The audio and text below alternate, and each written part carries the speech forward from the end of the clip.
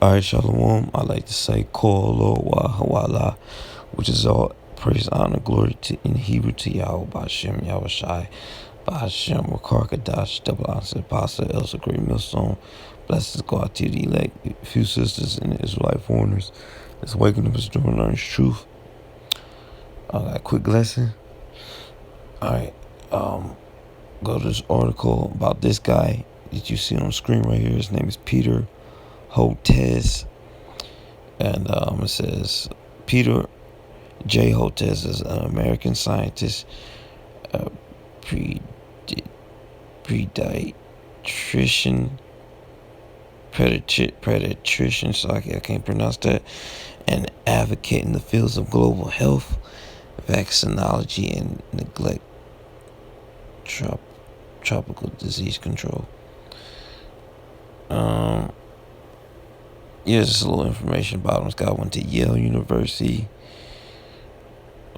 Medical College, Rockefeller University. So he's got some credentials of being somewhat of a smart guy, right?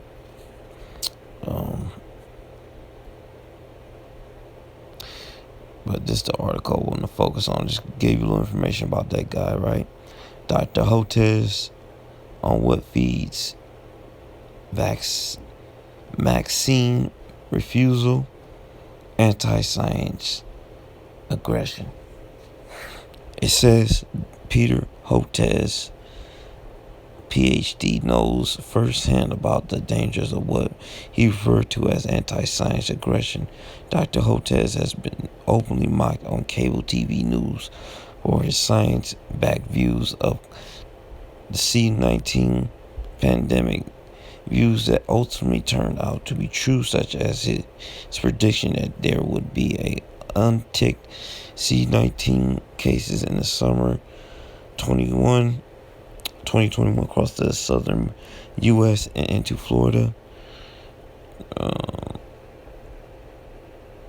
The AMF, I think that's American Medical Association, believes when it comes to healthcare, physicians' voices should be the loudest in the room. We make it happen every day. As it turned out, the Delta variant of the SARS CoV-2 virus strain led to surge of the C-19 in August, in particular, with Florida accounting for more cases than any other state in the country. Dr. Hotez knows that many of those cases should have been prevented, not to mention thousands of deaths, since authorization of the 3 safe, effective vaccines and the U.S. grant emergency authorization for the C-19 vaccines had not been for vaccination hesitation. So this guy going into this article basically going into how people, the people that refuse to take the Beetlejuice, them juices, man, the booster shots, the jump shots. Okay, he's basically calling those type of people out. The people that refuse to take the juice, they're terrorists, they're extremists, they're anti-juice. All right. People call the myths and misconceptions spread about the C-19 vaccines misinformation, but Dr. Hotez views it as an opposition to science. See, you opposing science when you refuse the juice, he's saying. He is dean on the National School of Tropical Medicine and profession of pediatrics and molecular virology and microbiology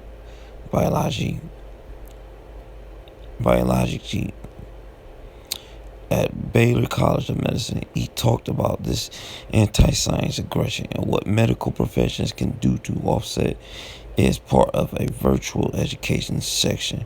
Medical misinformation gone viral. The science misinformation spread and how to combat it. See, they talking about how do we combat people that don't want to take the juice? How we fight that? Because you got these anti-booster shot people. All right. it's not fun for us to talk about it. And as physicians and physician scientists, it's not somewhat we're trained to think about, Dr. Hotez said. But increasingly, we have come to terms that this is a major killer in the United States, and we have begun crippling away at the problem. Dr. Hotez, an MAA member, has more than 230,000 followers on Twitter. He sometimes shares them with instances in which he has been ridiculed for articulating where the evidence of the science on the pandemic. When he does so, however, Dr. Hotez also shares the data and rely on the formula, his intuition viewpoints. The doctor's goal is not to try and get in a back and forth or involve himself in name calling. He views social media as a way of disseminating science-backed information. I used to explain something I've written recently. Dr. Hotez said I will use it to diffuse specific anti-vaccine statements or assertions. Dr. Hotez reiterated that it is good for doctors and other health professionals to have a social media present, but the various platforms need to be leveraged, delivery, and strategized. If you're not going to do the public engagement, think about what your brand is, how you want to cultivate it. He said, what do you want to do for known? What problem are you solving? Social media is useful outlet, but let's just recognize it's only one tool. Wasn't me yet, man. Okay, I just read it. So this guy is I think he was speaking for the World Health Organization. I was watching some brother channel, but he's saying like we're gonna come after people who refuse to take the jump shot in the future, because he's talking about the next pandemic that's gonna happen. They're gonna come down hard on people who refuse to take the juice. All right, when there's another outbreak. So, and it's over in China, it's starting to build back up again. Right, the juice cases. Okay, and over here in Babylon, America, like I say, you had a lot of people that found out about how that was a scheme, and people got messed up over it when they took the juices, the jump shot. So people woke up to that, and yeah, they doing all types of campaigns and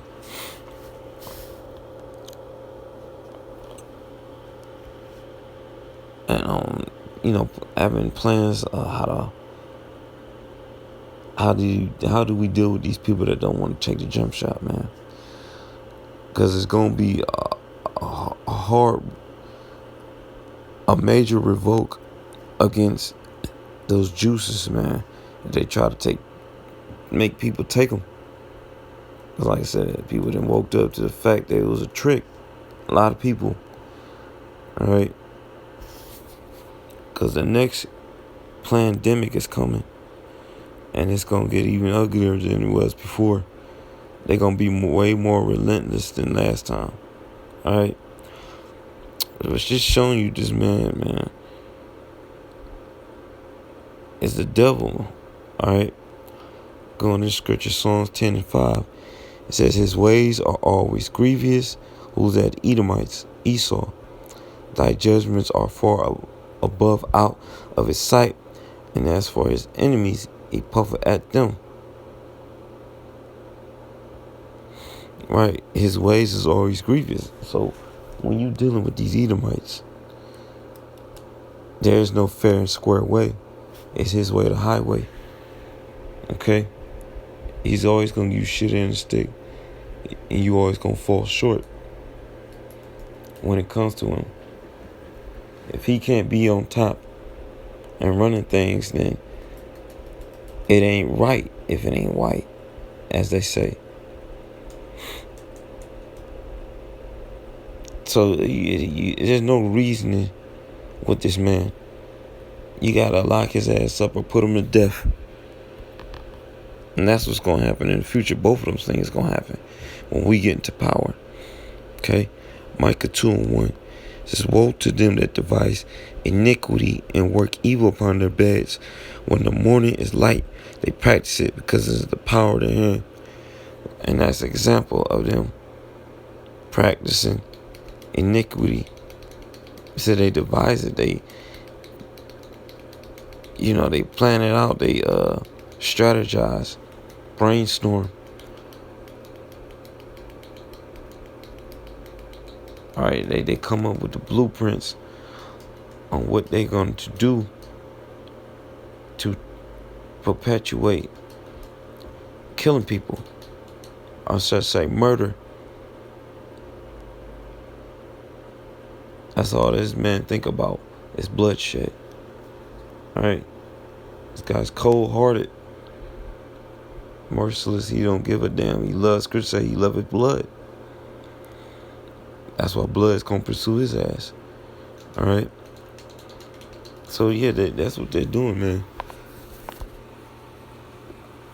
All right. Esau Edom's not gonna stop until everybody's until the whole creation of the Most High is gone. This man is the incarnation of death. He is death in the flesh. All he can think about, all he do is destroy and steal. That's why his ass is about to be brought down.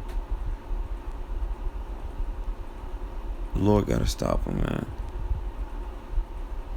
Alright, there's no future with him. But yeah, man, hope I was edifying though. Give all praise and glory, Yahweh Shem Shah, that one's possible, great millstone, bless God delay. Uses is life on the Shalom.